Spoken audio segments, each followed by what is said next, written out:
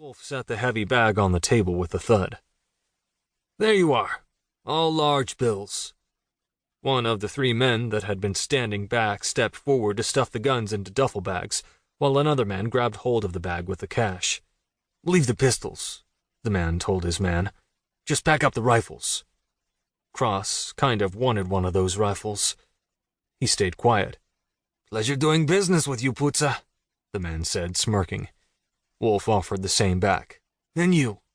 Say hello to the Principe Zio for me.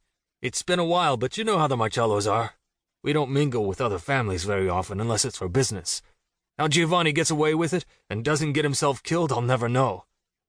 I'll tell Callisto you asked after him, Lucien. That was the first time Cross heard Wolf use the man's name since he had entered the strip joint an hour earlier. He stared at Lucien Marcello's back as the man's men flanked him from the sides and behind to follow him out. Cross blinked out of his daze when Wolf's hand ruffled through his dark hair, messing up his curls. He smacked the older man's hand off his head. Fuck off, Wolf. Wolf laughed loud and hard, turning back to the table. Just figuring out who that was now, are you? Lucien Marcello. Yeah. But why is he important, kid? Cross bristled at the kid comment, but spoke anyway. He's Dante Marcello's underboss. And? Cross was not a stupid teenager, despite what Wolf liked to sometimes say. Besides, he was pretty sure Wolf told people stuff like that to keep them from looking at Cross too hard.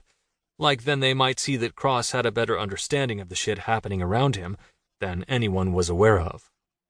He knew who his stepfather was in New York, although technically Callisto Donati was his cousin, despite the fact that Cross referred to him as an uncle, who had married his mother when he was just a baby. A mafia boss, running a criminal organization, and living his life by the Cosa Nostra code. Cross figured all that shit out when he was younger, and realized, no, not everyone got a bodyguard like he did when he played in his own backyard during turbulent times. No, not every kid had rules that dealt with things like respect, honor, and dignity, repeated to them over and over again by every man in their life. And no, not every kid got someone like Wolf to take them on trips and business meets that they weren't allowed to talk about with people outside the family. Also, family meant a whole different thing to Cross compared to other people. It wasn't just blood. It was familia. No, Cross wasn't stupid. Cross, Wolf said. What? Wolf gestured toward the front door of the strip joint where Lucien had disappeared out of earlier. And the Marcellos dominate organized crime in New York, Cross said. He parroted the same words that had been repeated to him 1,000 times in an effort to teach him about the rules, families, and expectations of a business that his stepfather kept telling him he couldn't keep his nose out of. So what does that mean to us? To the Donati family, he meant. Cross heard the unspoken words loud and clear.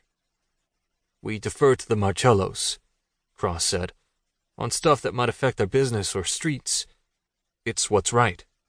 It's the proper thing to do, Wolf corrected. It's about the respect and the point of the matter, Cross.